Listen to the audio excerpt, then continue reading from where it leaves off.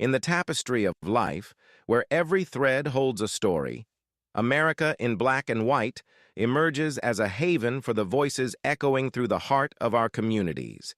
In this podcast, we wade through the rivers of our collective experiences, celebrating the vibrant hues of change brought forth by the whispers of hope and the roars of action. It's more than just a conversation. It's a journey into the heart of our society, illuminated by the light of those daring to dream and do.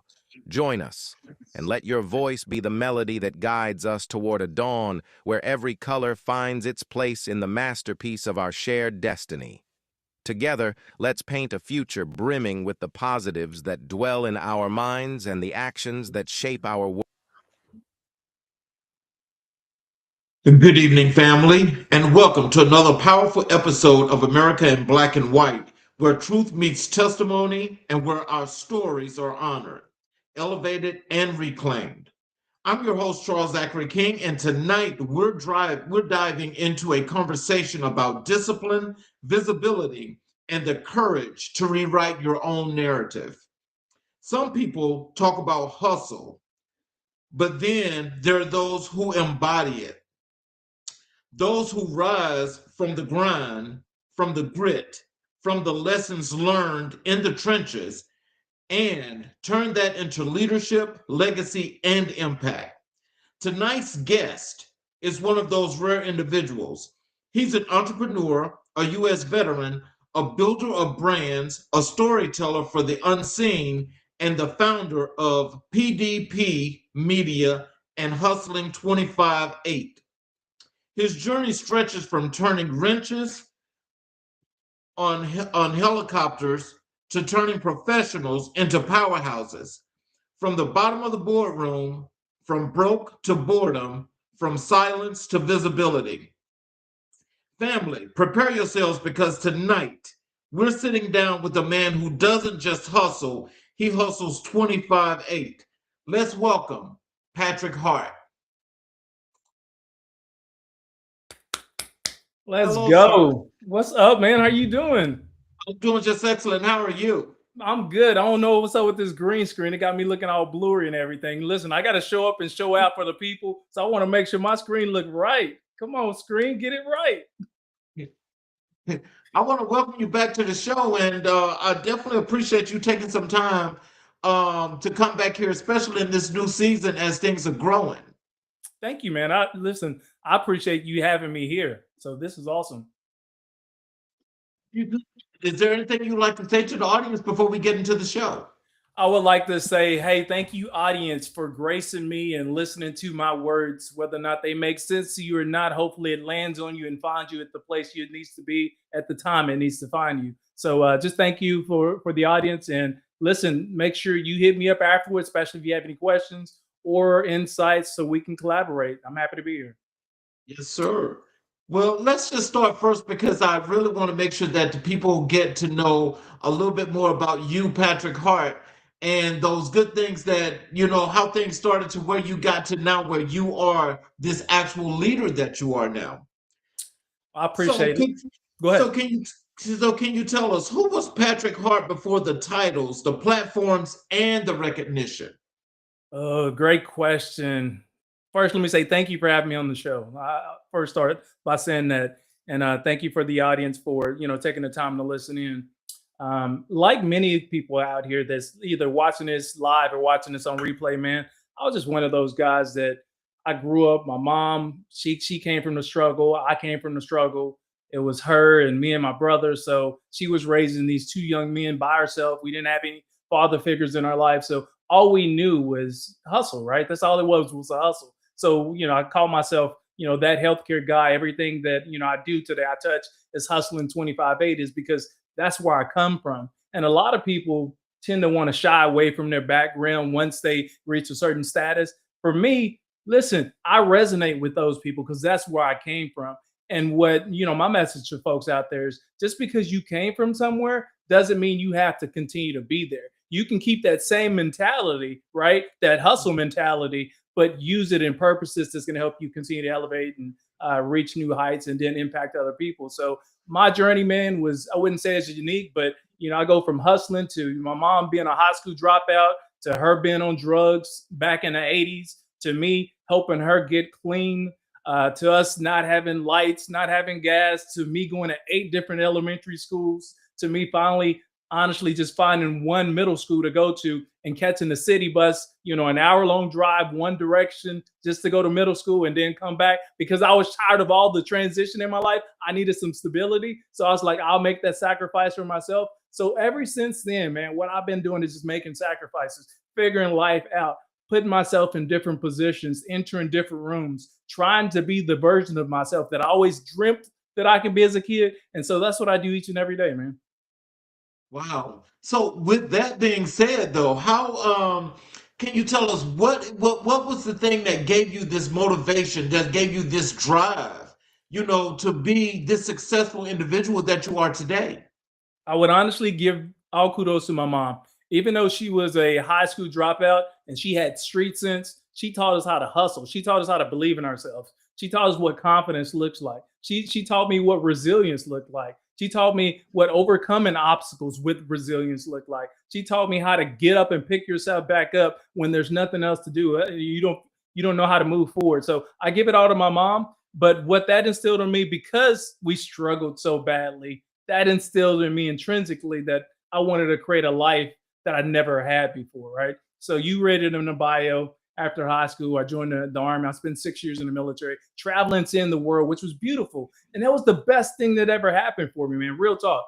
Because when you grow up somewhere, especially if you grew up in the hustle, what happens is you get into your own belief systems that it's the woe is me, or the man trying to keep me down, or it's always somebody trying to get over on you, and we just never accept ownership for the position or the situation we find ourselves in. I never wanted to use that as the backdrop for the reason why I couldn't find success. So after, in the military, man, I decided, okay, I'm gonna join the military because I couldn't afford to go to college. My mom didn't have, a college background. She couldn't help me navigate that journey because she never had any insight to apply for applications and to go to school. So I was like, man, the military was a great choice for me. I can get a skill set, I can earn money, and I get to travel and see the world. And that's the last part that hit me the most, when I got to travel and see the world, because even though we struggled here stateside, and you go to other countries, people still live in shacks. There's still dirt floors, right? And I mean, and they grow their own food in a lot of situations, and the hustle is very real. So that just taught me how to get out of my own personal belief system, understand where I am, and just try to use my surrounding and the tools that God gave me, man, so I can push forward and I can create this life that I have today. So yeah. Your upbringing teach you about discipline, resilience, or survival? What's the question there? What did your upbringing teach you about discipline, resilience, or survival? It taught me everything, man. Everything. First, let me say this too. This is my second time being on the show. And my first time I was on the show was almost 2 years ago. You was the first person who gave me an opportunity. I wouldn't even say you gave me an opportunity, but you found me, right? At the time that I was working on my glow up, what that actually looked like. You and I connected and you invited me to be, on your show. And so this is the second go round, and I'm very thankful. And I want to point that out to anybody out there, because in 2 years, a lot have changed. A lot. I've navigated this entrepreneurial realm all by myself, right? Learning as I go, making mistakes as I go, paying people for services that they didn't deliver as I go. That's what we generally find ourselves into doing when you become entrepreneurs, because you're like, okay, you start thinking, man, if I'm visible, I can create opportunities for myself, right? Or if I get enough likes, if I get enough engagement, that means my business is gonna thrive. And so I started there, right? Like most entrepreneurs, we start there trying to be as visible as possible. But visibility doesn't pay the bills, right? It doesn't pay the bills. And so now at some point you got to figure out, damn, how do I pay the bills? And so that's the phase that I've moved into now. I went from learning to understanding to actually now being in action. Now I was doing action before, putting myself out there, but it wasn't the kind of action that drove the dollars and cents. And so now my resilience come from all those failures being an entrepreneur, right? In the moment that I'm at now. And then it also comes from those failures that I had, growing up as a kid without a dad. I didn't have two voices telling me right from wrong. I only knew one voice, and my mom didn't even have the right answers. So I'm being led by somebody who didn't have the right answers. But that taught me that sometimes you have to go out there, not only lean in on faith, but you actually have to go out there, grab life by the horn, so to speak, and navigate this journey yourself. No one else is going to do it for you. So you got to figure this out. And so that's where I'm at today, man. I wouldn't say I'm figuring it out at this point. I would say I'm still in that process of fine tuning exactly what I do, but I'm purpose led at this point. Like, I know what I'm doing. I know who I'm doing it for. I know the impact. People gravitate to me, and now we're making money in the process. So Brazilian, man, been there, done that. Let's keep moving on. See, I mean, in those 2 years, I mean, you're absolutely right because I mean, there's been, what looks like to me. I mean, I don't know the deep details, but I see success, Yes. and I see the growth, and I also see the empowerments, the improvements, and the things that you're doing. And apparently, that is about that resilience. But in that whole process, because I think when people hear your story, and hear where you're going and how things started, I mean, that is the perfect example of excellence and and legacy building that a lot of people that have come from unfortunate situations need to understand and learn from. So, just with you, what are some of the words of wisdom and encouragement, though, for those that are listening that started in that same situation? What is it that you learned that they should learn? Trust and believe in yourself. You hear it, it sounds so cliche. It really does. I almost hate rolling it off my tongue because it sounds like, what you would hear from an athlete or anybody else that's in my position. Just trust and believe in it. It sounds great, but you truly have to have the confidence in yourself that no matter what happened, you can figure it out, right? And that's the mindset you got to lead with. Like, you got to understand that, hey, this journey that we're on, this is a marathon. It's not a sprint. And in this marathon, I'm going to stumble. I may come out of the block slow. I may miss that first hurdle, maybe been that second or third hurdle. But if I just get back up, keep trucking and moving forward, I'm going to figure this thing out. So that confidence come into play. And also should point this out too, man. 2 years ago, I was just starting my journey, right? Now it's been 2.5 years ago when you and I connected. In that 2.5 years, there's a lot of amazing things that have happened for me. And I would like to share this with everybody else. And the reason why is because I want to be the proof point for you to share with you that you can start from scratch. You can start just 100% on faith. You can start just by being purpose led like I was and accomplish amazing things in a shorter period of time. So in 2 years, let me just kind of run through what's happened. In 2 years, I joined a reality show. I was on reality TV where it was full-time film entrepreneurs behind the scenes on a 24/7 show where they paired entrepreneurs against each other. And then there was a grand prize awarded at the end. I did that, done that, right? Got the TV to show for it. In addition to that, I won Marquise's Who's Who Award for 2025, which, is an established award nationwide, globally, well recognized. I got that, been there, done that. I've been nominated and presented an award for Black Impact Magazine as one of the top entrepreneurs to know globally. Been there, done that. Got spotlighted by Scholarly Scouts, which they're heavily favored on LinkedIn, and they're all about helping STEM students find their opportunities. Been there, done that. Been on NBC News. Got featured as not only a veteran but spotlighted my book right here in Dallas Fort Worth. Been there, done that. What I'm saying, amazing things have happened to me in 2 years only because I decided that I believed in myself enough that I was going to put myself out there enough and I had enough confidence to figure this shit out, right? And this is what I've been doing every single day. I'm still figuring this shit out, but I'm having fun in the process. Yep. When you look back at your childhood, what early signs of leadership do you now recognize? For me, was my mom. And I keep going back to my mom because it's all I had, right? It's all I had. Her leadership was amazing because here's the thing. And I always equate this to the military because, I spent 6 years in the Army. But as a leader, what do you do when your soldiers stumble? You pause, you stop, you pick them back up. You ask them if they need assistance. If they don't, they let them figure it out. If they do need assistance, you provide it, right? and then you guys put on your rucksack and you start moving in the same direction together. That's what my mom did for me. Like, I would struggle at times. We struggled as a family, but she always paused enough to provide enough insight and love and encouragement to say, you know what, you can get back up. You can still move forward. And that's what I learned. Like, I learned my leadership from my mom. Then that continued on when I went to the military. Now I got discipline. Okay, I had leadership before from my mom, but now you get discipline. You learn how to move when they tell you to move. You learn how to get dressed when they tell you to dress. You learn how to aim and shoot when they tell you to aim and shoot. You get the discipline there. And now when you pair the two, you get that home training, that leadership. You get the discipline from the military. And then as I continue to elevate and navigate that corporate world, I learn more about leadership. I learned more about the power, how to empower and influence people. You put all that together, man, and I'm this version of that I am of myself today, and I'm still growing. And I look at myself, I was like, man, life may be halfway over, but that just means there's so much more that I can accomplish. And especially if you look at how much I've accomplished in the last 2.5 years, I'm like, imagine what the next 5 years are going to look like. So I'm super excited about where I'm at now. I'm super excited about, my messaging and the people that I impact. And I'm super excited about the journey. And, I'm always glad to be here with you, man. I'm really happy that you're here too. So what moment in your life forced you to grow up the fastest? I would say when my mom got strung out on drugs, and I point that out.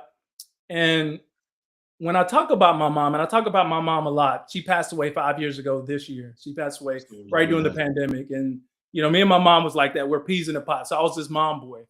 And I would say for the first 3 years of her passing, man, I really struggled to identify who I was and what I wanted to accomplish, right? Like, there was a whole piece of my life that was gone. Like, there is a whole chapter that, is closed and you can't reopen it. It is what it is.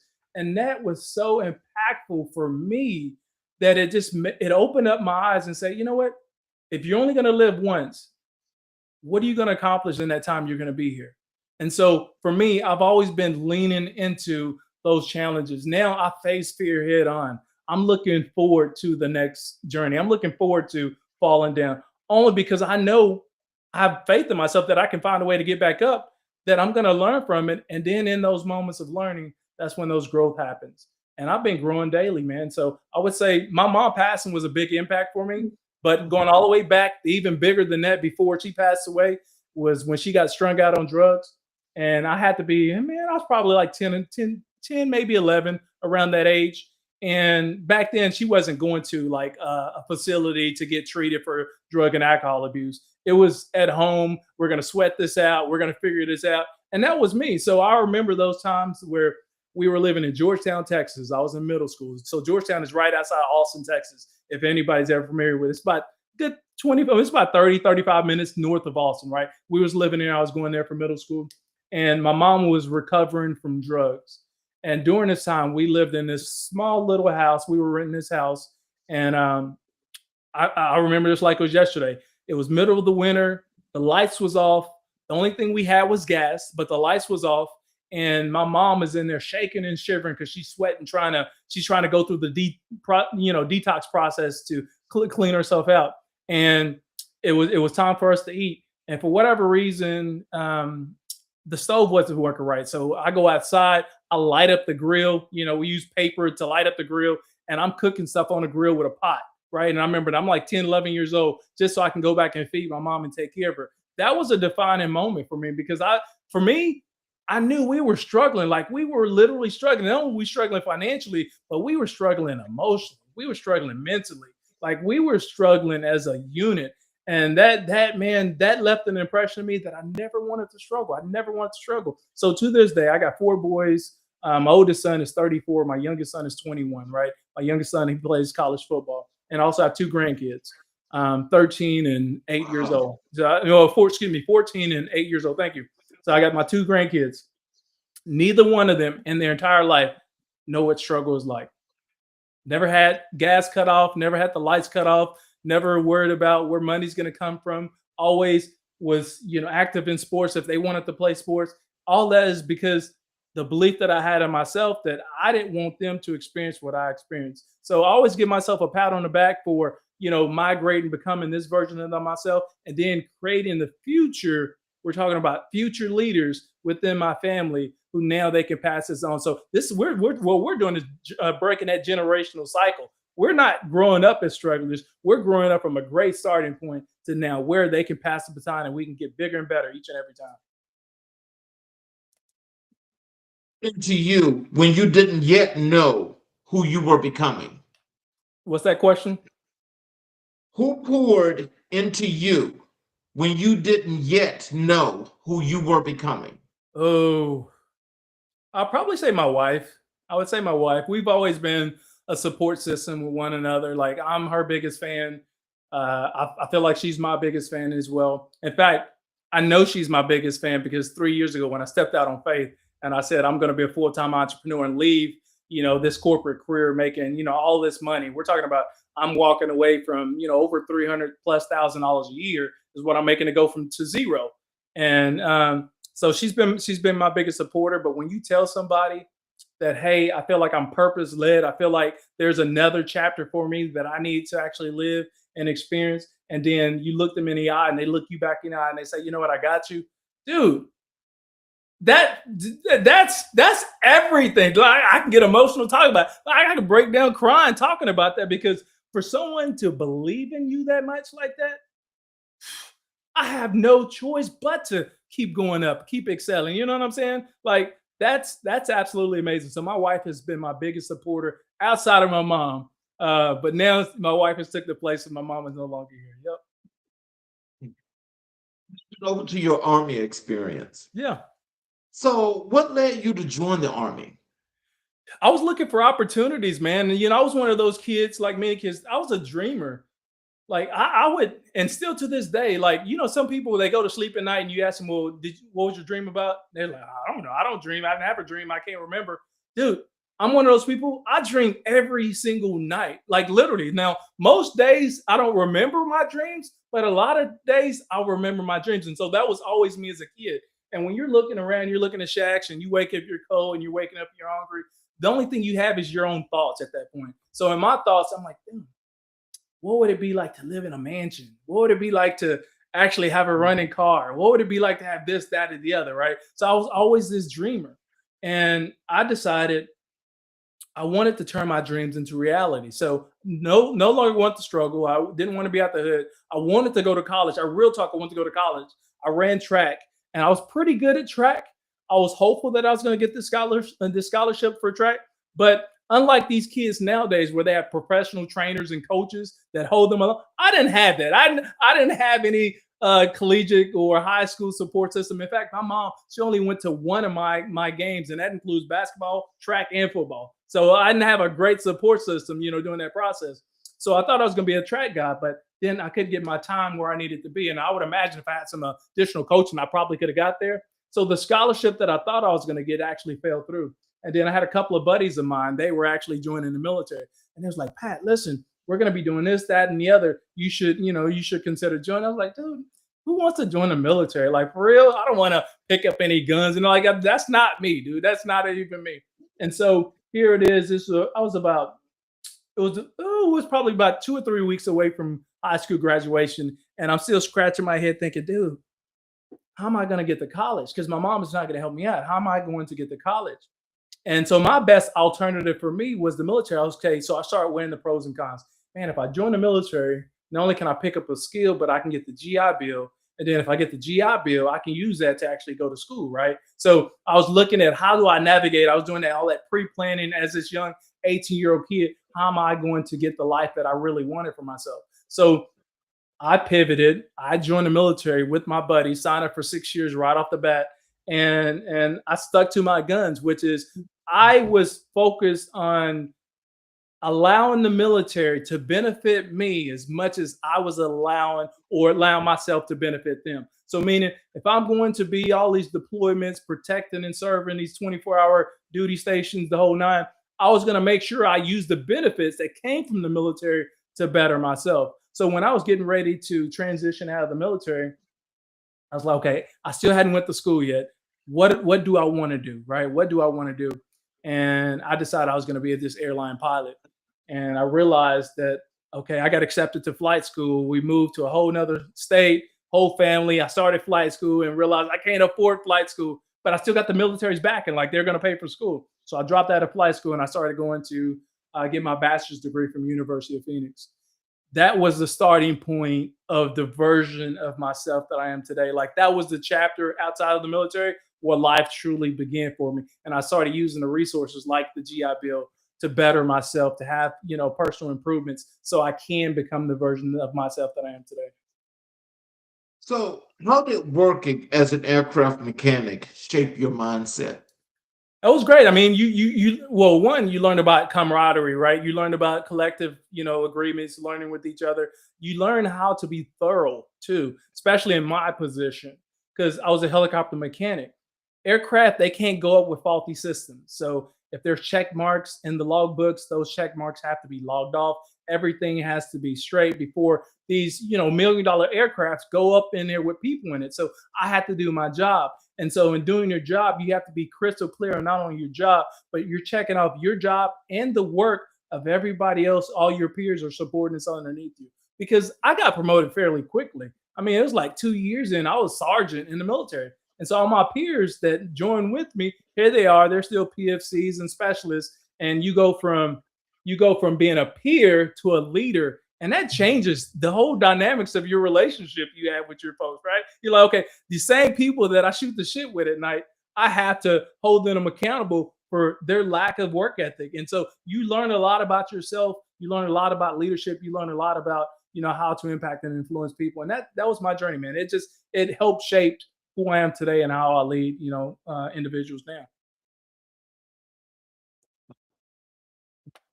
From military life still guide your decisions today? Say that again. What lessons from military life still guide your decisions today? Learning how to follow, that still guides my decisions today. And I say that because everybody wants to step in and be a leader. And, if you're looking at yourself and you starting out at, entry level, and then you work your way up to a director, and then you work your way up to, a manager, and then an executive in the C-suite. Everybody wants to be a leader, but in today's age, it feels like nobody wants to follow. And for me, that was the biggest thing I learned. I was like, okay, if you're going to lead somebody, you have to learn how to follow. And part of following is not just following behind somebody, but is mimicking what they do, being a sponge, picking up, what they have to offer, and then putting your own personal spin on it as well. Understanding how that impact and influence looks like, how to motivate people, how to speak to people, especially when it comes to review times. It's some of the most sensitive times in life when someone's looking right across for you and say, hey, Charles, I need to talk to you about your performance for the year. And this is where a lot of employees decide to disengage with organizations because they didn't get the review that they wanted, or they didn't get the pay raise that they were looking for. And so strategically, how do I do that in such a way to make people feel valued and comfortable, but still part of the team? So, I learned a lot from that, how to follow, how to lead, and I still take that with me today. What did the Army teach you about leadership that corporate America never could? How to shoot a gun. How to shoot it. You're not gonna get that in corporate America. How to shoot a gun. That's one thing. And in corporate America, we generally have systems in place, right? They call them processes, right? In the military, you got more of a chain of command. Your system of process is you take directions and you follow those directions. And then as you transition out and you go into the corporate world, it's not necessarily taking directions. It's, hey, you need to be following these processes. And you're like, what the freak is a process? Basically, a process is a rule. And in those rules, certain outcomes are supposed to take place. So for me, I was learning how to follow rules because I learned how to take direction, but learning how to follow rules is two different things. And I think that's where a lot of people get stuck as they're transitioning out of the military. Because it's two different worlds. And then the vernacular, the corporate vernacular, how do you speak to people? What do you say to people? What does executive presence look like? When to speak up, when not to speak up. All those are learning moments as young leaders as we're navigating, that pivot and journey from the military into the corporate lifestyle. So, how did the service change your understanding of discipline and execution? I mean, I would say for pretty much everything that I mentioned, that the discipline, they're going to instill that into you anyway. I think, as a young soldier, you don't really have a choice, so to speak, into whether or not you follow direction or not, because it is what it is. It's either you're following direction or you're getting kicked out of the military, right? So you don't really have much of a choice. You can think it's your choice, and some people make it the choice, it's not for them, and then they end up getting kicked out of the military, right? So they lose income and benefits or whatnot else. But for me, that was just it's just about that, being obedient to the fault that you would do anything that someone tell you to do, and respecting people for their rank and not necessarily for who they are or their personal beliefs. I think that's a big thing nowadays too, especially in the era of the time that we live in. People are so far on the left and the right, and it gets super political. But can we respect people for who they are? That one, they're still people. Two, everybody's entitled to an opinion. You don't have to agree with it, but can we move forward even in disagreement and still, take care of our families in the end, right? And so I think that's a big thing that you're always going to learn or pick up on or glean from as you transition from the military into that corporate world. But the structure and the discipline that the military, helps you to pursue and understand, and thinking about how things started in the beginning of your life to get to the point then where you're in the military. Can you tell us what was so valuable about the discipline and the structure that the military helped you to get in order to move forward in life? That's a good reflection question right there. What was so valuable that helped me get to where I'm at today? Mhm. Uh, how I would still probably go back to following, learning how to follow somebody. There's discipline in following. People don't realize that. Following somebody takes discipline, because not only are you following them, but you're learning how to shut your mouth. You're learning how to use your eyes. You're learning how to use your hands without words. You're learning how to react without emotions.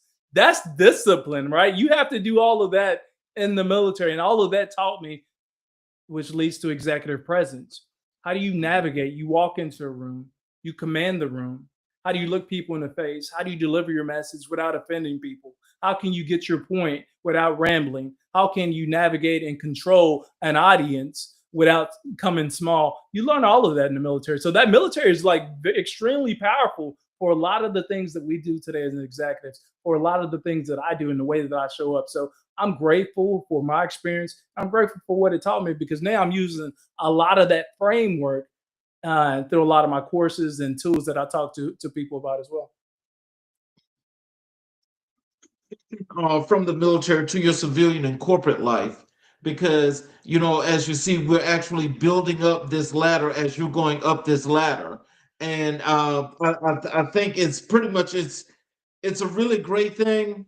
But I think for as to when you transition from the military, a lot of people don't quite know, they don't have that head on right as to what do I do next. Right. And it's almost like that prison It complex, is. because when you come out and it's like, okay, now you're out there, what do you do?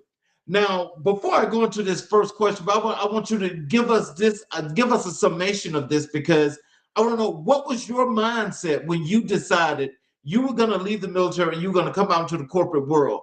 How did that work for you, and where did you see what was there already to help you to transition? Oh, excellent question. I knew, I mean, and this is my vision, right? Remember, I told you I was a dreamer. I knew going into the military that the military was going to be short term for me. I knew I was only going to do one tour of duty, right? So whatever I signed up for, that's what I was going to do. I was going to benefit from the GI Bill so I can get my education, so I can move forward or in a different direction in life, right? So when I signed up for 6 years, I was thinking, man, that's a lot of years. You this 18, 19-year-old kid, and you're like, dude, I'm going to be like mid 20s when I get like, life is over. This is what you feel like. Man, life is going to be over, but it wasn't. And so me having that mindset, already knowing I was going to get out of the military at the end of my term, I was so focused. So I wanted to make sure I stayed committed to the military, but not so much, not so committed that I didn't know how to walk away and focus on the goals that I have for myself. So I had a lot of my friends that, the two that went in with me, They ended up staying 15, 18, 120, I think 25, something like 25 years. He just probably got out a couple of years ago. And he stayed in the whole time. But for me, that wasn't my purpose. That wasn't my duty. That wasn't my belief. That wasn't my vision. It wasn't my dream for myself. So me staying focused on what I wanted in life helped me, because I knew that there was chapters in life, right? And that's how I always looked at life. Life is a chapter. If this chapter doesn't work out for you, eventually you're going to turn the page and you're going to move on. I think that adds to the resiliency, right? I may be stuck at this very moment, but at some point that chapter is going to change and I'm going to move on. And so for me, I knew I was in a chapter and I knew that page was going to turn at some point. And so that kept me focused, that I could figure anything out that I wanted to. Like, I signed up for the military and I'm over here protecting and defending our country in the middle of the night in countries that I've never been in before. If I can do that, why can't I bet on myself? Like, for real, why can't? That's my mindset, right? And so I carried that with me outside of the military. And I think that's what helped me just staying dialed in, staying focused, that life is bigger. My goals were greater than where I'm at today. And listen, I'm not saying anything bad about the military, because the military gave me my opportunity. What I'm saying, for me, that wasn't my vision long term. My vision long term was bigger, better, greater, a different kind of impact for my life. So I spent the 6 years, transition out of it, stay focused that, hey, I wanted something bigger for myself. And that helped me. All right. I'm not sure what's helping other people, but that's what helped me staying focused on my goals. Hardest part of transitioning from the military to the corporate world? No money. No money. No money. That's the biggest part. That is the biggest part. Like, when unless you have a big, support system where you can come out of the military. In the military, you're going to get paid on the 1st and the 15th, right? Every 2 weeks, you're going to get your money. It's in your account. In fact, we call them allotments, right? All that was direct deposits. You would have an allotment set up. Your car's paid for.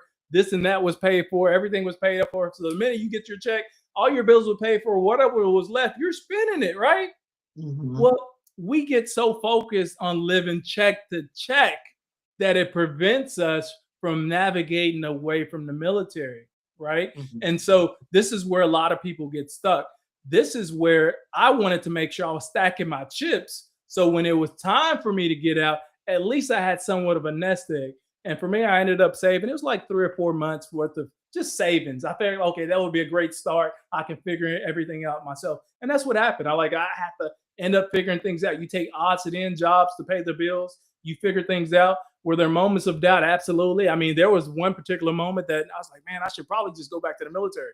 Like, really, I was just thinking I should probably just go back to the military, because I don't have no money. My checkings and savings, and it ain't checking and saving anymore. In fact, I feel like I'm spending more than what I'm making, and like it was, because I got this family. They're like, this is not gonna work. This is not gonna work. But listen, you lean in your faith, you lean in on your purpose, you lean in on your vision, and then you work to make that happen. And that's what worked for me. And speaking of that, you're speaking of those paychecks, because that's a semi-monthly paycheck is what we were getting. Yes. The 1st and the 15th, because primarily you're really getting one paycheck a month. You're really getting one. That's it. So with that, because that's a lot of discipline, especially having to have the ability to be able to ration money rationally in order for you to live.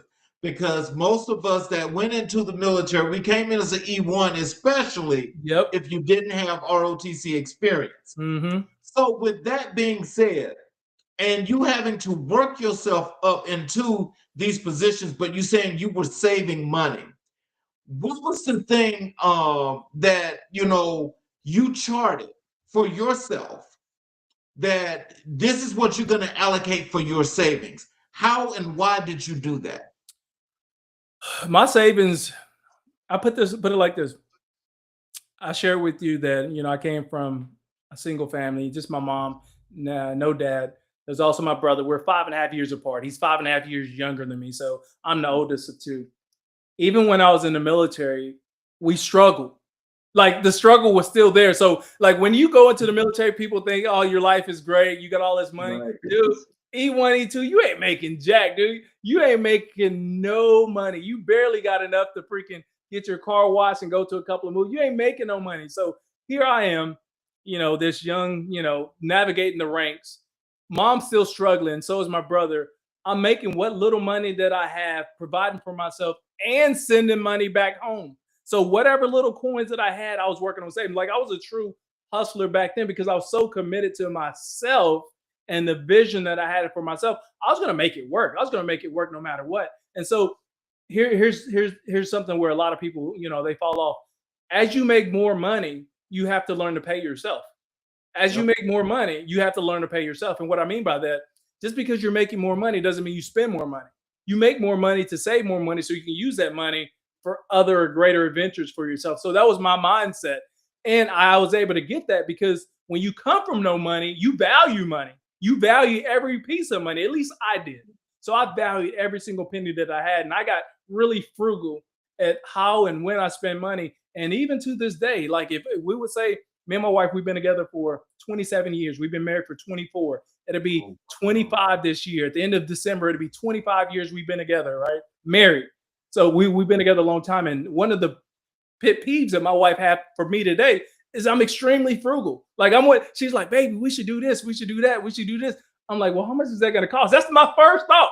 How much is that going to cost? That's always my first thought. And she hates me for that one thing right there. Man, can you get out of your head? How much is going to, I can't. Because everything is dollars and cents for me. It's just the way I process. So I keep that in everything that I do in life. If it doesn't make financial sense to me mentally, I'm not doing it. Like I'm not trying to spend that money. And she's like, you can't take it with you. And I was like, I get that. But right now I can manage it. And so that's what I do. I manage it, man.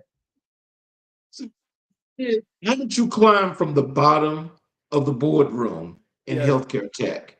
Listen, a lot of us, we find ourselves in places that we never thought we would be, and that was me. And some of these places are good places. Like we're not talking about in broken alleys, behind somebody's curtain or on the floor.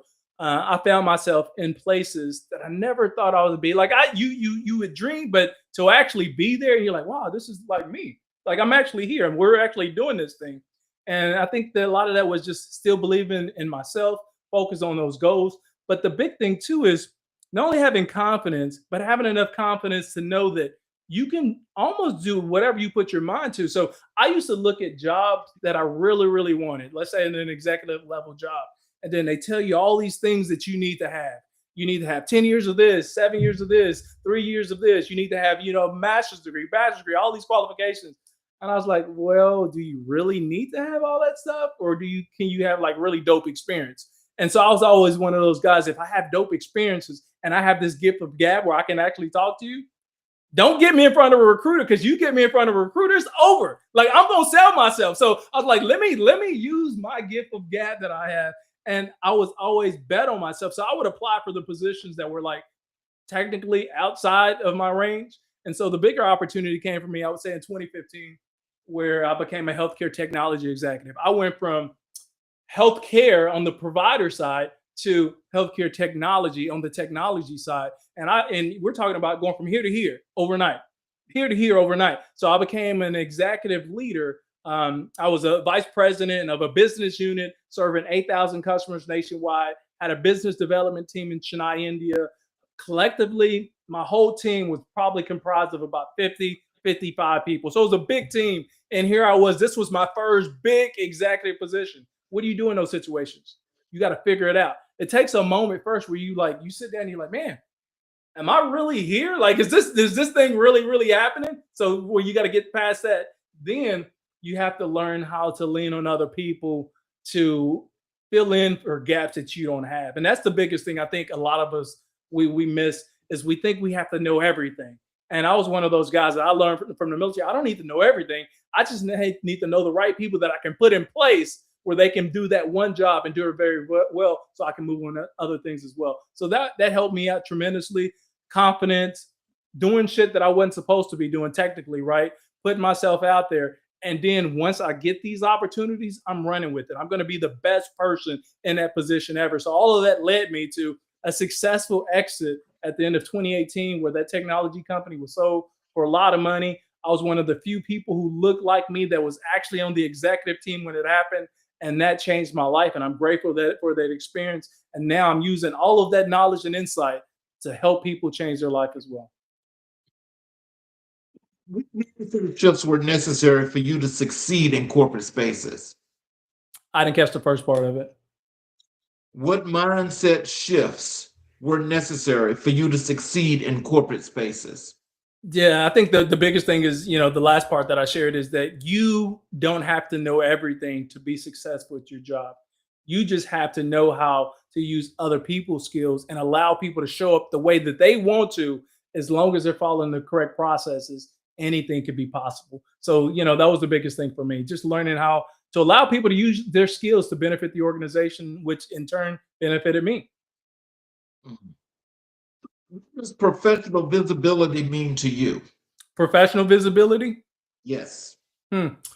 Professional visibility. It feels like we're on this like a dating show. What would you do with this? Is like so professional visibility. I don't know.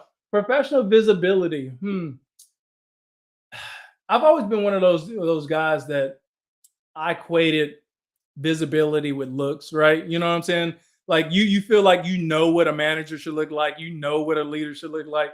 And so for me, I always wanted to give off the impression that I either knew more than what I did. So when I show up, I'm showing up, like this each and every day. Like I'm dressed to impress because I want you to look at Pat and be like, dude, not only is he the sharpest guy in the room, but he's probably the smartest guy in the room. Was I? Absolutely not. But I was probably one of the best looking guys in the room. And I did that intentionally because that gives off power and influence. I figure if I can give you power and influence, then I can also get a piece of you that gives me credibility. So I always leaned into that credibility to help navigate, my journey. And so for anybody out there, listen, you hear that fake it till you make it.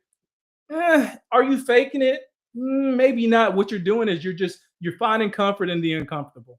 That's what we're doing, right? And so each and every time I'm always trying to find comfort in being uncomfortable. And that's why I became an entrepreneur as well, because I felt like I was getting too comfortable just doing that executive leadership stuff.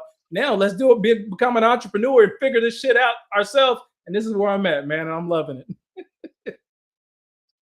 You realize you were outgrowing corporate America.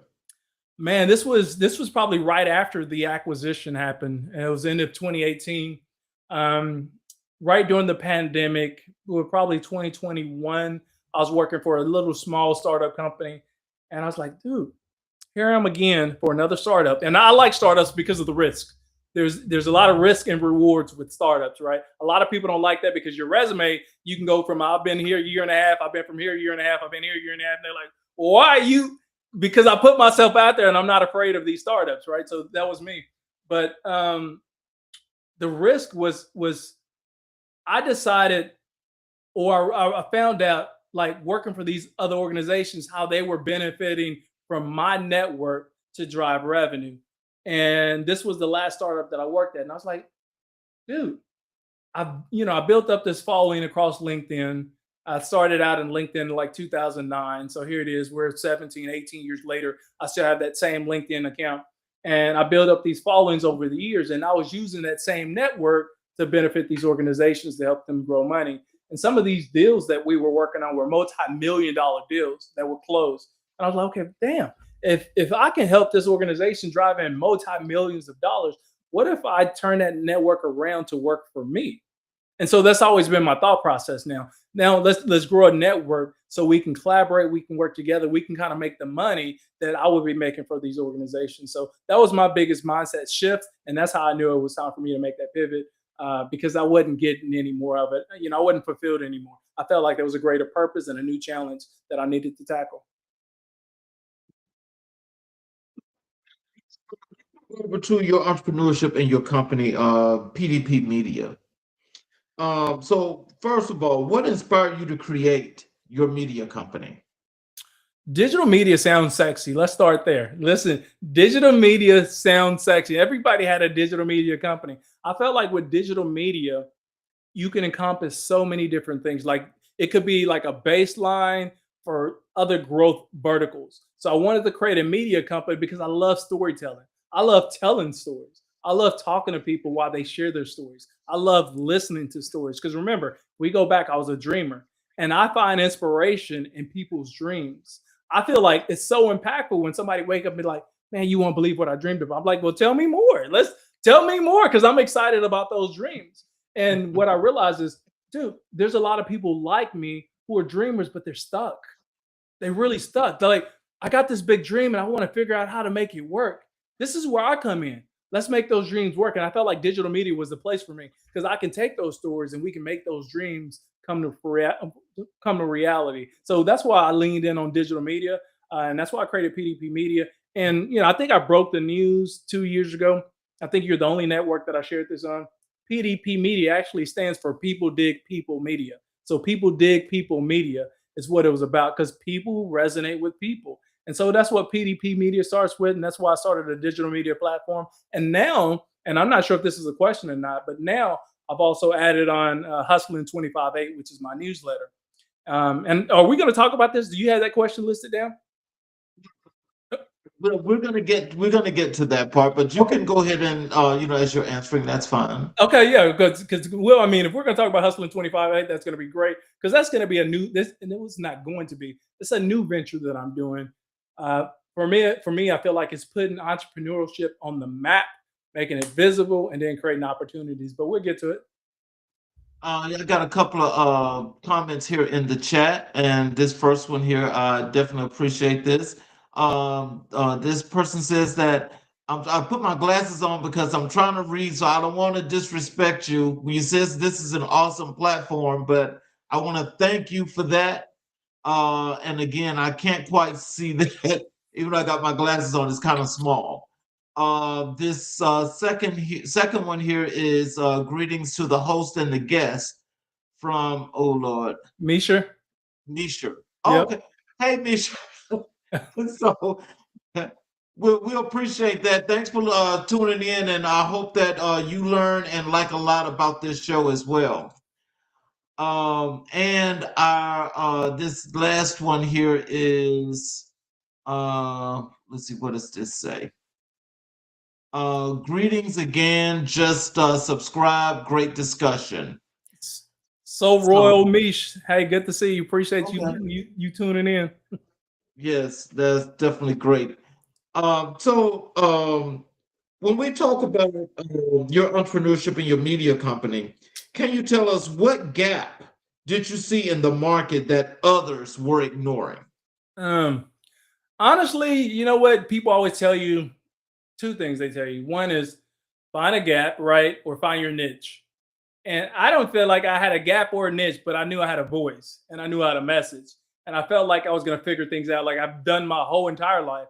And so when I originally started leaning into my media company, I was like, okay, I want to give people who look like me a platform and where they can actually share their voice. And then we can talk through some of the challenges that they find themselves at that I also went through myself, right? So that was my initial thinking. But then as, I've been doing this a couple more years, you do somewhat have to get a little bit more strategic. You have to really niche down if you're going to get the brand awareness and presence that you're looking for. So what people need to understand is you're not, I guess, what's the word I'm looking for? You're not selling out. You're selling in to the people who actually you need to help and influence. So me today is focused on mid-professionals and entrepreneurs. If you find yourself in that range, you're a mid-professional, you're an entrepreneur, this is a reason why you want to connect to me, whether it's my digital media company or my newsletter, Hustling 25/8, because the journey that you're on, I've been there, done that. A lot of the challenges that you face, been there, done that. A lot of the experiences that you're going to have, I've experienced those already. So I would like to be almost like a big brother, so to speak, to help people navigate their careers as well. So my focus today is really leaning into my niche, mid-professionals and entrepreneurs. If you're on that journey, take it with me, and I help you introduce you and create the life that you've been looking for.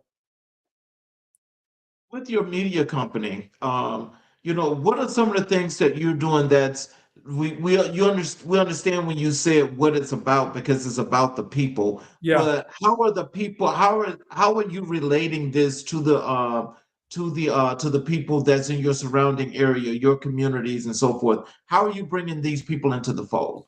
Part of this is what we're doing now. These podcasts, this is all part of media, right? This is media. We're in this new age of technology where everybody, 90% of people have a phone in their hand, and they spend just as much time in their phone as they used to sitting down watching, an episode of TV. And some people are doing both. You're sitting down watching TV and you're on your phone. So as we navigate into this new age of influence, I've always felt that visibility was the key. And if people are in their phone, why can't I be one of the faces that's in their phone, right? And so I always wanted to be a face that was in their phone, but using that visibility, what my message is, and what I'm trying to help people do is help create your own personal visibility. So let me help you navigate and walk you through that. How do you grow confidence? How do you place yourself in uncomfortable situations? How do you lead through those situations? And what a lot of stuff that I do now is help you tell those stories, whether it's on the camera, behind the camera, in writing, whatever. I help you navigate that journey by using my platform to create your visibility. And then now I'm also showing people strategically how to take action where you can create the kind of wealth that you're looking for yourself. So a couple of reasons why you want to connect and engage with your boy. PDP Media help people own their story. Absolutely. That's what it's about. I mean, 100%. Here, if you're not telling your story, somebody else will. And now we're in this day and age, like for real talk, somebody else will. We're in this day and age where you've probably seen it on TV. Certain libraries are getting closed. Certain books are getting taken off the shelves. Museums are being closed down. Statues are being put up. Statues are being taken down. Some of this feels like it's trying to erase history, right? That's what it feels like. If you're going to be here, why can't we create your own history? You're only going to live once, right? And so we don't want somebody else telling the story. Well, Patrick, he did this in his life. I want to create my own story, and then I want to navigate it through it. So this is what it's about. Let's create your own story. Let's navigate through it. You don't have to be the version who you was yesterday in order to become the version that you are tomorrow. My message to folks out there, it's okay to pivot. It's okay to change, because it's the same thing. If people ask me all the time, how you and your wife, man, how have y'all been married for 20, 24, 25 years? We actually been together now longer than we have been apart. This is we're at that stage in our relationship. And I always share with people, there's understanding. There's understanding that who you married in the beginning may not be who they are today, because as people age, their vision changes for themselves. The goals that they have for themselves change. And you have to be that kind of person who is willing to accept, better or worse, hey, this is my partner in life. This is who I'm going to be with. And I'm going to support them if they want to be this person, if they want to do that. And so that's just me. And I use that same message when it comes to your life and your career. Just because you were X doesn't mean you got to be X tomorrow. You could be whoever the hell you want to be, right? Don't be influenced by your family, your cousins, anybody else. Be you, but do it at the best version of yourself you can. So what's the biggest misconception people have about visibility? Oh man, the biggest misconception is people think they need to be a content creator. You don't need to be a content creator to be visible. You just need to be strategic with what content you put out and the frequency of doing that. And so, we talk a lot about that, whether it's PDP Media or Hustling 25/8. I want to help people navigate and map that out. Let's say you're a side hustler and you're running your own business on the side. Well, how do I create content at a pace that's actually going to drive revenue for myself and my business? So that's what visibility is about, showing up in ways that actually impact and influence you. If, let's say, you are a manager and you've always been vying for that director level role, how can I use visibility to position myself for those opportunities? And a lot of people don't understand that you create these cliques, or you get included in these cliques or these networks within each corporate office, and you may find yourself in a clique that's not beneficial for you, that's going to help you get to the next level. So this is where visibility come into place. How do I move beyond that to position myself where people can see me at the level that I need them to see me, so I can get that opportunity that I actually wanted? And that's the importance of visibility. It's not just being a TV star or reality star like I am, because I did all that, but I'm just saying, use your visibility. What's the transformation you've seen through your work? Oh man, I just think the comments, people sliding your DMs, or the engagement I get on my content that I put out, like how impactful and how it resonated with them, or they say it's spot on, or they found it insightful. Like that speaks to me, because I feel like I'm a servant leader. Like I lead with tons of empathy. I lead with a big heart, because I care about people. I care about the impact that they make. So that's important to me. So when people just slide in my DMs or they leave a comment, that means the world to me, because that means I'm touching somebody. And for me, it was never about impacting the whole world. It was about touching one person.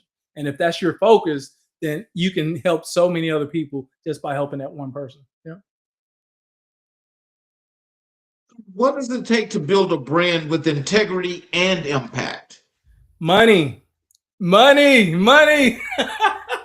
I say that, listen, being an entrepreneur is not for the faint of heart. You're going to spend a lot of money, and you may need to have 2 or 3 different credit cards because you may end up maxing those things out. This is, listen, it's betting on yourself at the highest level. Yes, it is. It's at the highest level because you're spending so much money for that branding and visibility. People don't understand this, and I want to help you understand this.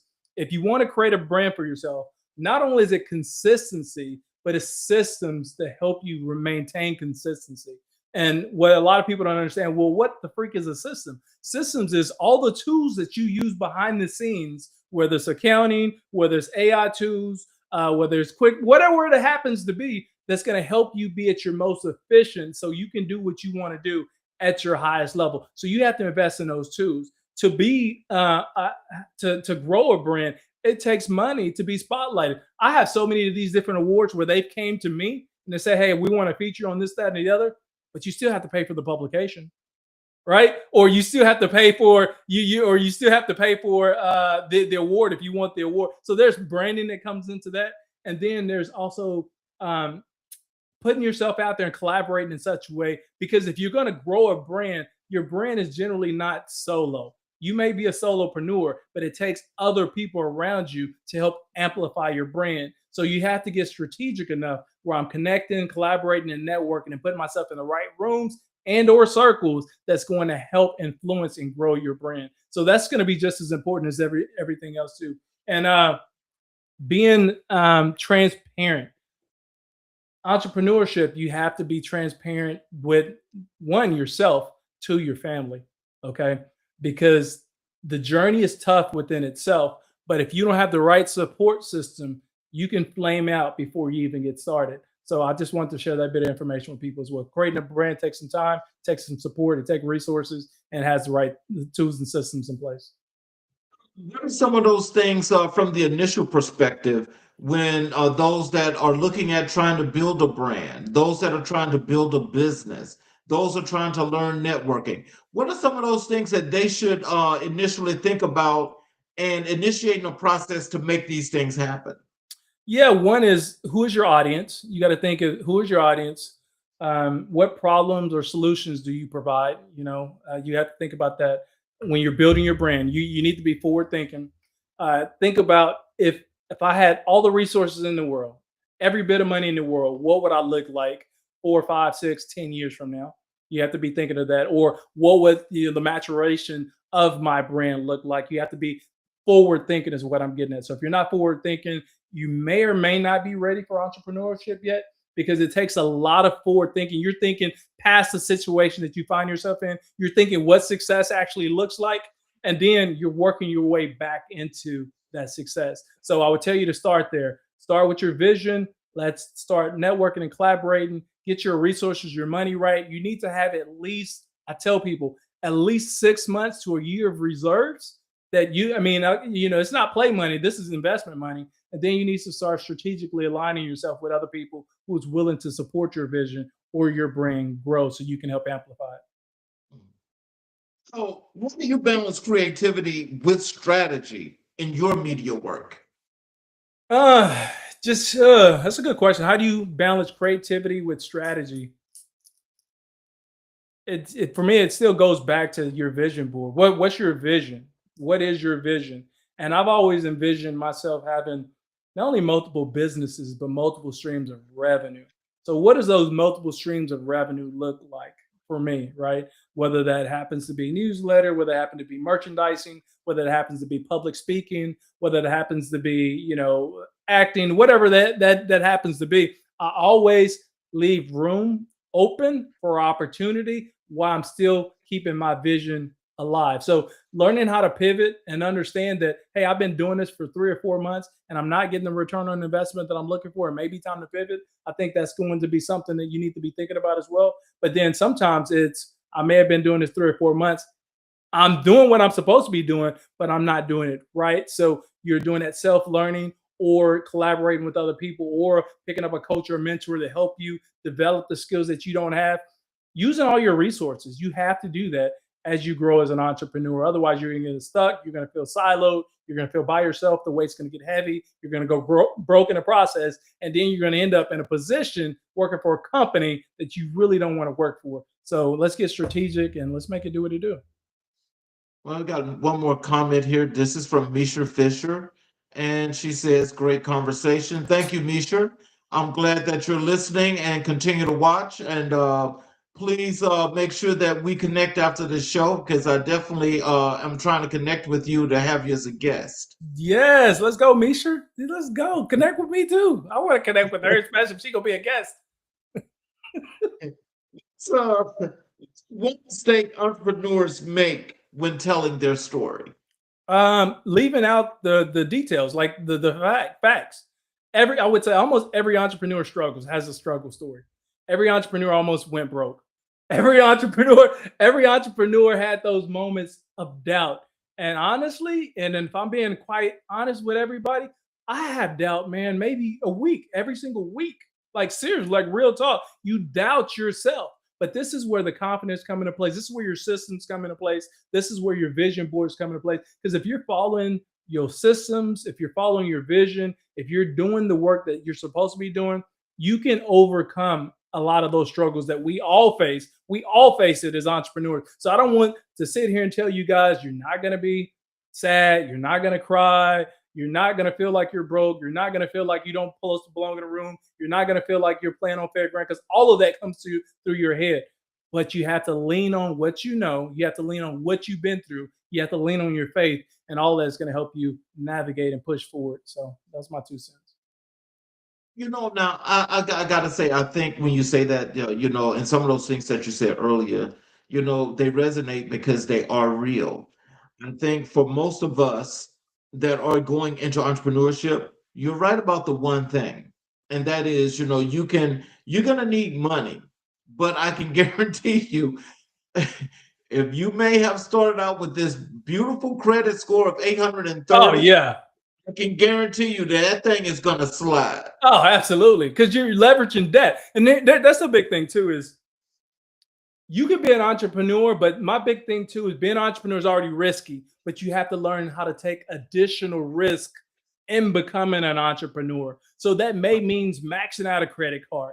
That may means taking out these high interest rate loans. That may be betting on yourself. Like a lot of that comes with being an entrepreneur. And that's the dirty secret that a lot of people don't know. Man, I've been there, done that. And then you work hard to pay back those debts, but your credit score does take a hit. I remember one day when I first started this journey, and this is I'm not trying to gloat, but my 8 score was like 820, right? And then at one point it went down to I think it was like 711, which 711 is still a good score. It's still a good score. You don't mind me. But we're talking about 115 point difference. Man, I finally worked to get my score back in the 800s, but it comes with the territory, man. Leveraging debt. So if you haven't seen it, I thought it was very powerful. I'm a Dallas Cowboy fan. I live in the Dallas-Fort Worth area. So Dallas Cowboys has always been my team, but we haven't won a Super Bowl in over 30 years.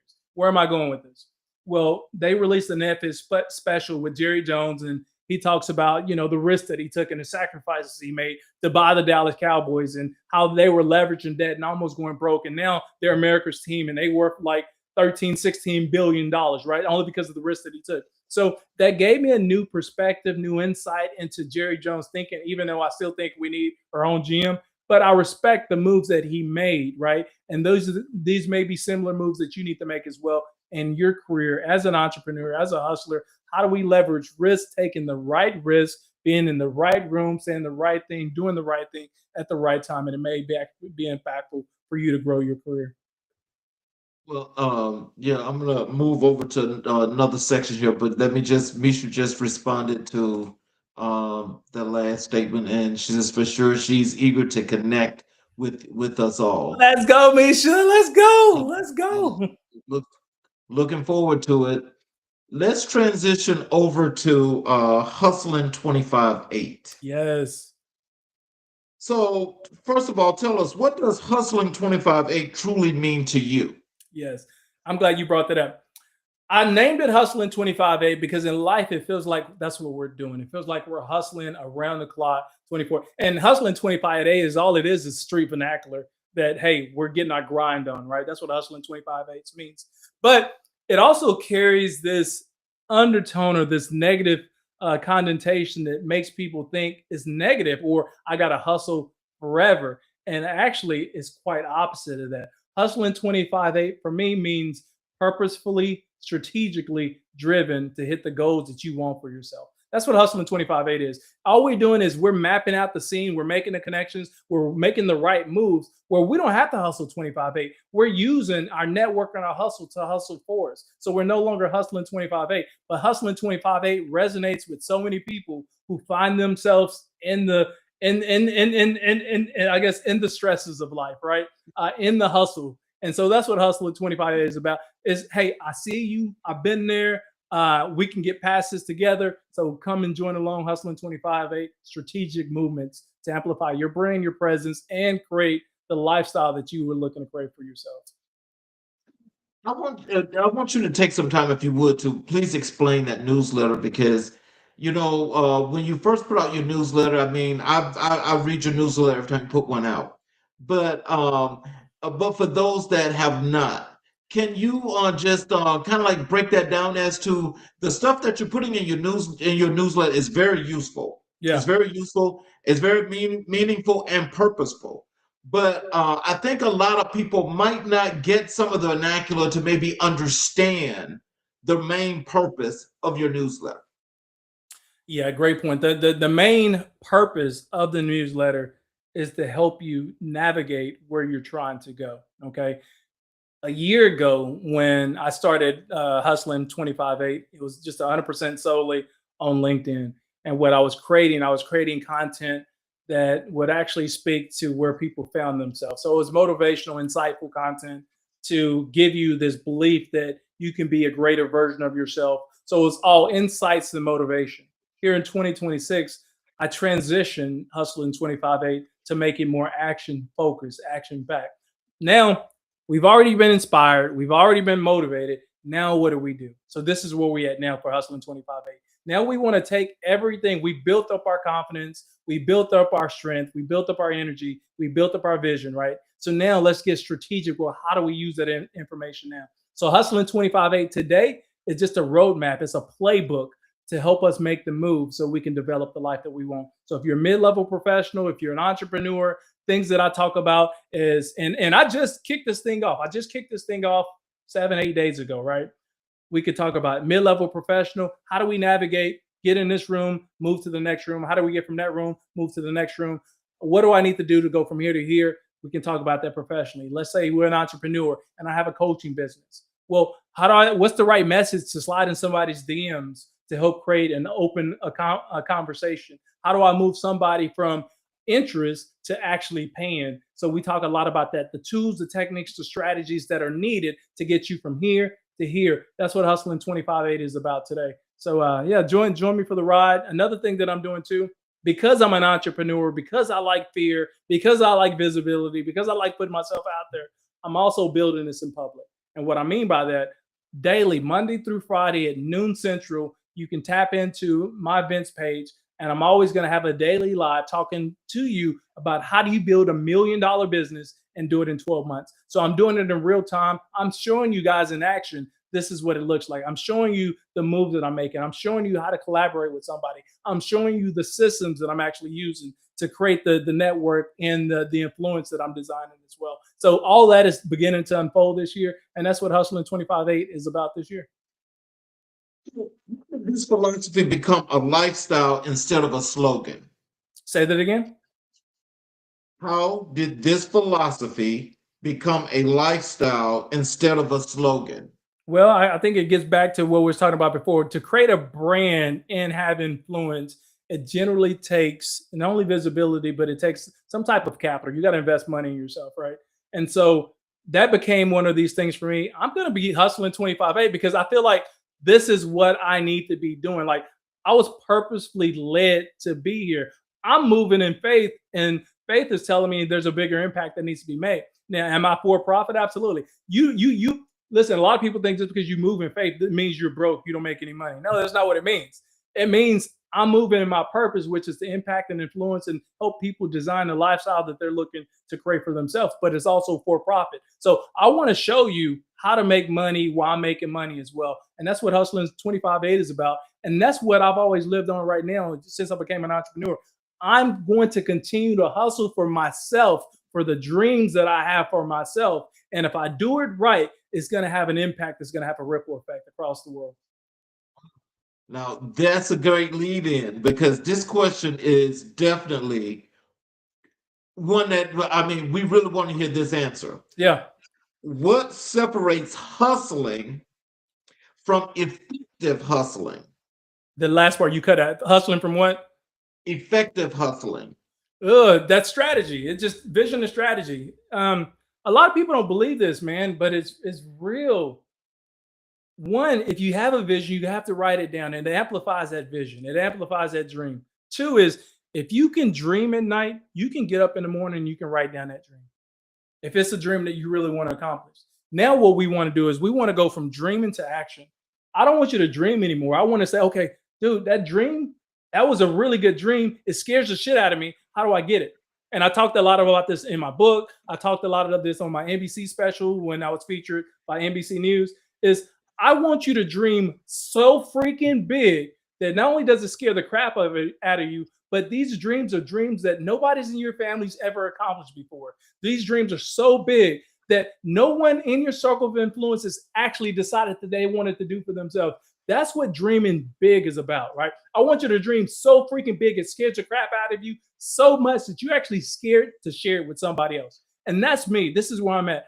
I'm still in this dream world. My dreams are bigger than my check-ins and savings. It's bigger than the tools and systems that I have in place right now. But I'm working and navigating through it. And then I can do that with the support of other people who look like you. And, thank you for the platform. Thank you for the podcast. This is only going to help me amplify my brand, my reach, and my presence. So that's what it's about. Do you want to respond to this comment here? What you got? Amen. Move in faith because successfully to make a greater impact. Absolutely. I mean, it's that's what I'm about right there. It's purpose. I'm a visionary, focused on making money, but the core of what I do is impact. Because if I can make money and have a great impact, man, I feel fulfilled. Like my cup is flowing over. And that's what I absolutely love it. And so being this entrepreneur today, I'm grateful for this opportunity. I'm grateful for the work that I've been doing. And I just thank, the continued support that I receive around the world, literally. Like I'm connecting with people in London, Europe, Australia, Tokyo. I mean, my followers have been growing like crazy, which is amazing. But the impact, it just starts with that one person. The biggest sacrifice people don't see behind your grind. Family, man. Family's a big sacrifice because to be, at least for me, doing what I'm doing, you can create all the systems in the world. But when you're extremely focused on what you're doing, you're giving your all, at least I am, into what I'm doing. So what that means is there's things that I give up, outings with the family, random things that, the family wants to do together. I'm not doing that because I'm focused on the grind right now. I feel like this is a small piece of my life that I'm sacrificing so I can get my tools and systems streamlined so where I can give back more at some other time. But those are sacrifices you got to decide, are they worth it? Those sacrifices you want to make. And then have you clearly communicated with your family or your supporters that, hey, this is the stage that you're in. This is what they can expect. This is what they cannot expect, whatever. You have to get extremely clear because once you get that buy-in, it allows you to not only move with purpose, but to move strategically with action.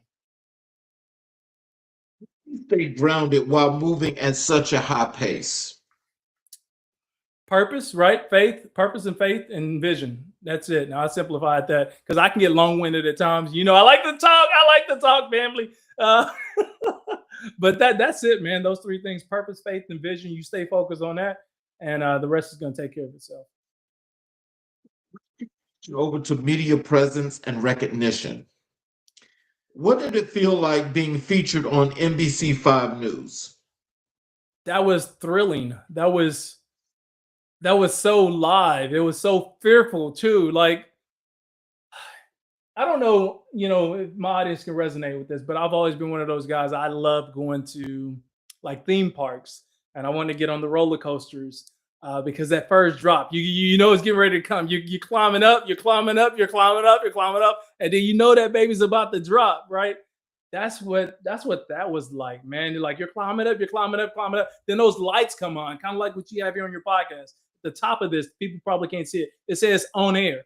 So whenever Mhm. you're on air, what does that mean? People can see you. There's a performance happening. People can actually listen to you. They can vibe with you. They can understand you. Like that's what it's about for me. It's that experience. It's that fear, navigating through it, pushing myself past it, and then embracing the moment, being fully present in that moment. So I love moments like this. I love the feedback. I love Misha, and everybody else has been commenting. I love being uncomfortable only because I know I'm growing. So thank y'all. How did it feel being recognized by Black leaders worldwide? Oh, that's everything. That's everything. Here's there's listen, we can all get awards, we can all get trophies, we can get accolades and all that. But when you're being recognized by your peers, Mhm. people who look like you, man, dude, forget about it. Like, man, I cried. I literally cried because I was so thankful and grateful that the work that I've been doing is actually being recognized and seen by other people who look like me. So it meant everything to me, man. So what did your Marquise who induction mean to you? Oh, that I cried on that too. Let me say this for everybody. I'm a big crybaby, okay? I'm a 40-something-year-old man who's always emotionally have all my emotions on my sleeve, but I'm also a great leader. I know how to impact and influence people. So I lead with empathy. But that meant the world to me because, at the time I won that award last year. And by that time, my mom was gone for like 3.5 years. And it just allowed me to reflect on all the sacrifices that she made as a single Black female, the hustle and the journey that she went through from, shooting dice in the street, from being strung out on crack cocaine during the 80s, to us being evicted multiple different times, to me going to all these different elementary schools. What that meant is I was able to carry the torch for what my mom left to me. Like what we do as parents, we want our kids to have a better life than us. And that's what we work for, right? Mom, you did that. Thank you. Your experience like on the blocks? What was it like? Yes. It was What actually, dude, it was actually nerve wracking. It was probably one of the, I would say, the biggest scenes where I truly had imposter syndrome. I had imposter syndrome because I was a new entrepreneur at that point, and then I'm surrounded with all these people. They've been entrepreneurs for 3, 4, 5, 6, 10 years, and they've been doing their own thing. Navigating this world by themselves. I've always been this corporate executive, so I knew how to take a system. I knew how to hire employees. I knew how to create playbooks to impact, from a revenue standpoint. I knew how to do sales and marketing, do all these great things, but I didn't know how to be an entrepreneur yet. And so when I'm sitting in that room with 100 other people who are on that entrepreneurial journey with me, and I was one of 100 out of 50,000 who actually applied to be on the show. So this is a small group of people who I met. So one, I'm already amazed that I'm in the room. Two is I'm looking at these people who are doing these dope things. They're making millions of dollars in their own professional journey as an entrepreneur. And here I'm coming in here with no dollars. And so I felt like an imposter. So much so that, man, I think it was probably day 3, day 4. I really had to take a step back, sit down, and just process where I'm at, what am I doing, why am I doing it?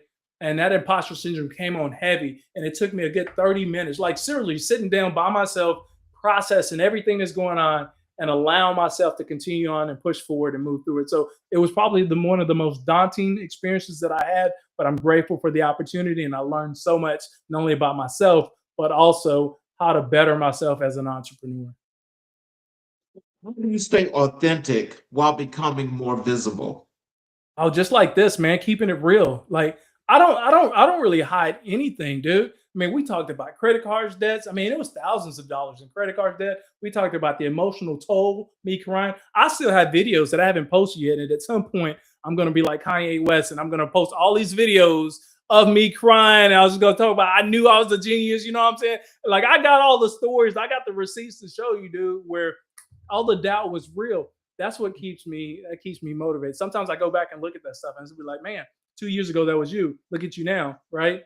And then even though I feel a certain type of way today, I know I can come back 2 years from now, knock on wood, I'm still here, and be like, you remember when you did that? And so all that keeps me grounded, that keeps me moving forward, and then just staying faithful and focused on the vision, it helps out tremendously. Up to your platforms and impact.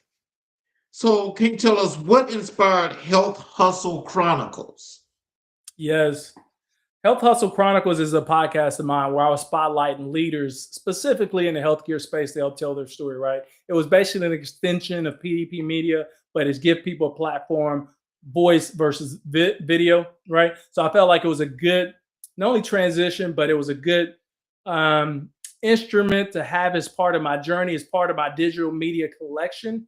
And now, honestly, dude, I haven't recorded an episode in a year only because I've been focused strategically. I wouldn't say it's a year, it's been less than a year. Strategically on what the next version of my life looks like. What does success look like from here? What does my impact look like from there? So right now it's a placeholder, but I'm going to bring it back, and it's going to be more of me talking directly to you like I'm doing now, so we can share these stories. And still hustling 25/8.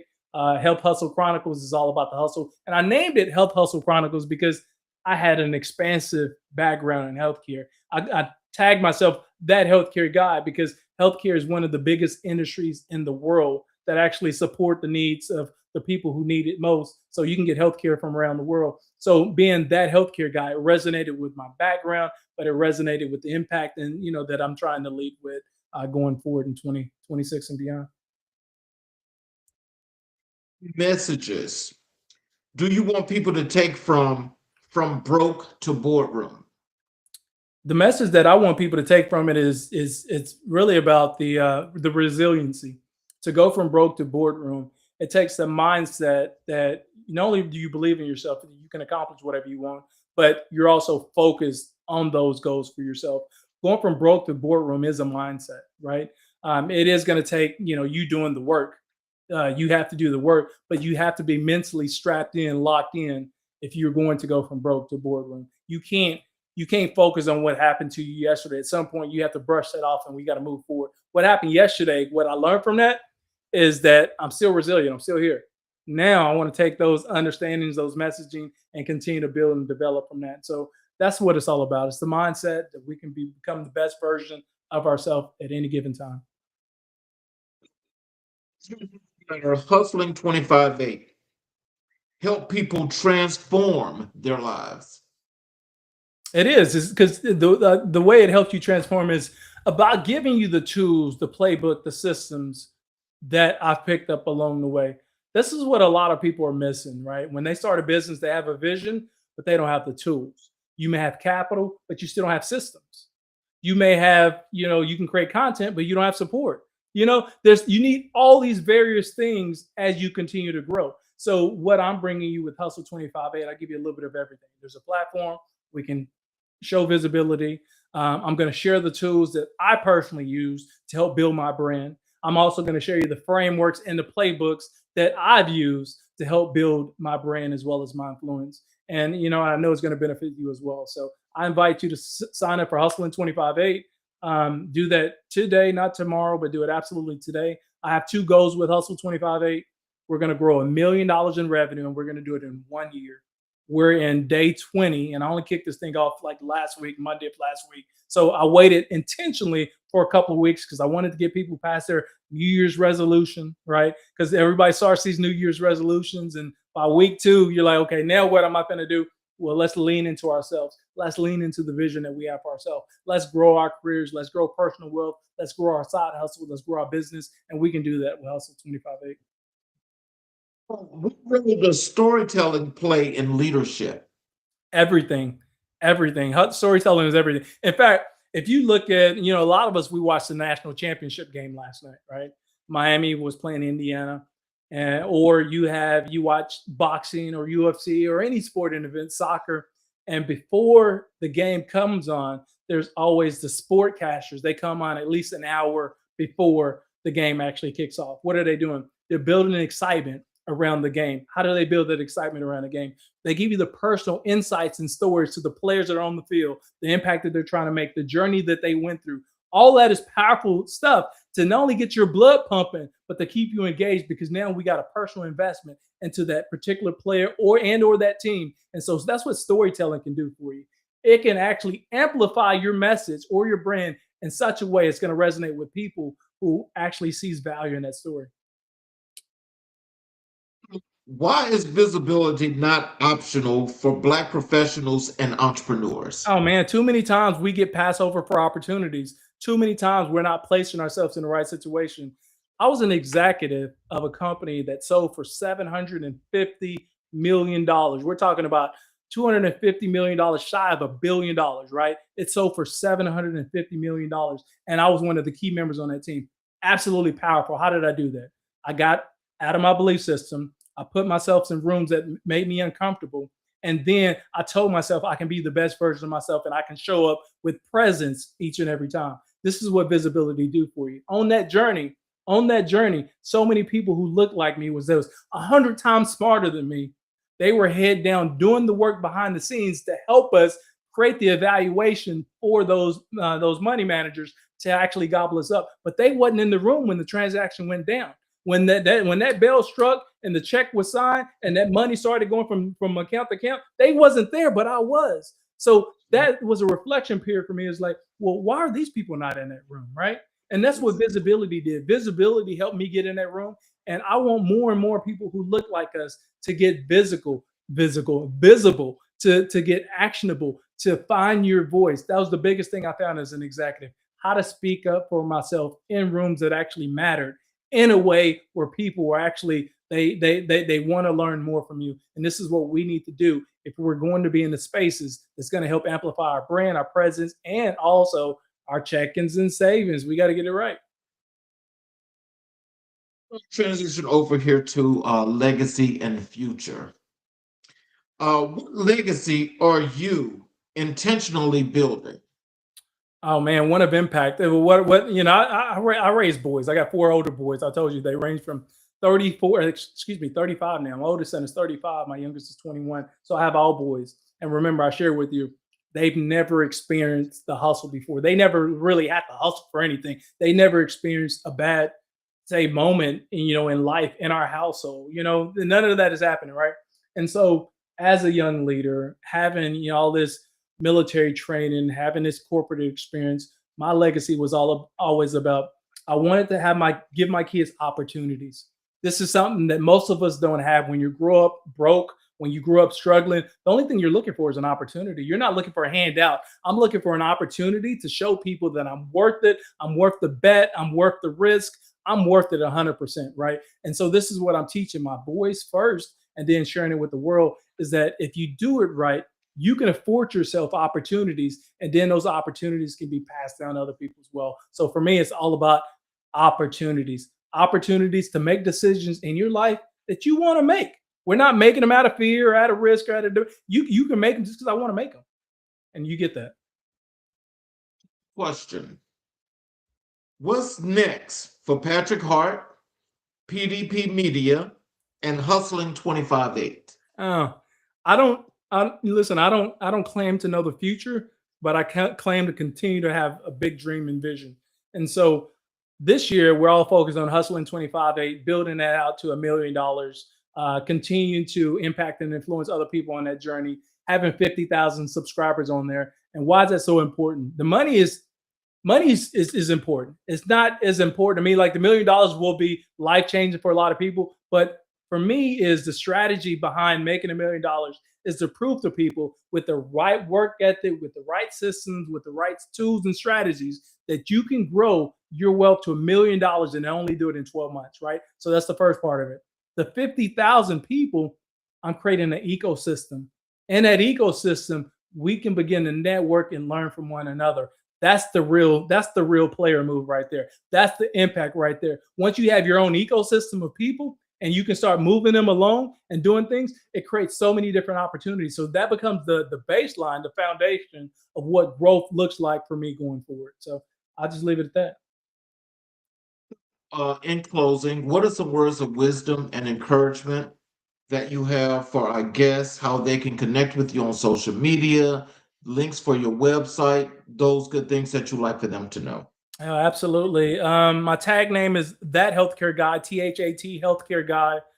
You can put that in any your social media search bar. You may be able to pull me up that way, or use my first name Patrick, last name is Hart, Hart, kind of like Kevin Hart. People ask me if we're related. Absolutely not. I'm a little bit taller, but he's a lot funnier, and his checkings and savings is so much bigger than mine. But I admire the crap out of him because his work ethic. So That Healthcare Guy or Patrick Hart, you connect with me that way. And then also in there, and the links in my bios, whether it's Instagram, TikTok, YouTube, LinkedIn, all of those have my information in there. You can go to the Blink account. All my information is there. You can connect with me that way. Phone numbers, email addresses, my newsletter, everything is in one spot. So you want to connect with me there. And then I guess my messaging for everybody is, listen, if you can dream it, real talk, if you can dream it, then there's a way you can navigate it.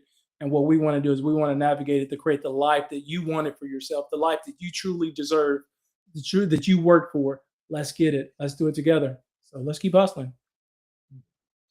Well, before I close, I want to tell you I appreciate you for being here, and I appreciate the knowledge,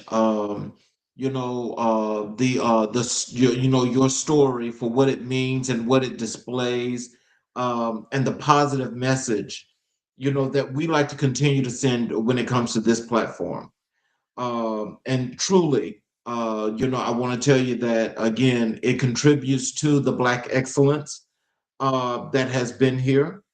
It's what's going to continue to grow as the show grows, and it's professionals like yourself again that I really want this audience to more than just get just a load of the work that you're doing, but also get some of that resilience and get some of that encouragement to go out there and take that opportunity or make that chance to make their lives that much better, especially if that's what they're thinking to do. Absolutely. And uh, so just in closing, I just want to say these closing words for everyone tonight. Stating to you, Patrick, tonight you reminded us that visibility is not vanity. It's strategy, it's ownership, and it's liberation. Your journey from the army to the boardroom to the media world is a testament to what happens when discipline meets purpose and when a man decides to bet on himself without apology. You've shown us that storytelling is powerful, that leadership is service, and that hustle, real hustle, is about consistency, clarity, and calling. Thank you for pouring into our audience, for lifting the veil on the process, and for reminding us that our stories matter. Family, keep pushing, keep building, and keep owning your narrative. Because as Patrick Hart has shown us tonight, when you own your story, you own your future. This has been America in Black and White. I'm your host, Charles King. Good night and keep rising. And for those of you that have not subscribed yet, for those of you that are on our YouTube channels, please do us the favor of supporting us by subscribing and enabling all notifications, because whenever we're doing the shows and the shows are live, you'll get the notifications, you'll catch the shows live. You'll also have the opportunity to go back and watch each and every last one of our previous recorded shows and get the knowledge that our guests are leaving. Thank you again, Patrick. Thank everybody that has participated tonight. And we will definitely see you guys tomorrow night here on America in Black and White, where we will continue to color conversations on the canvas of America.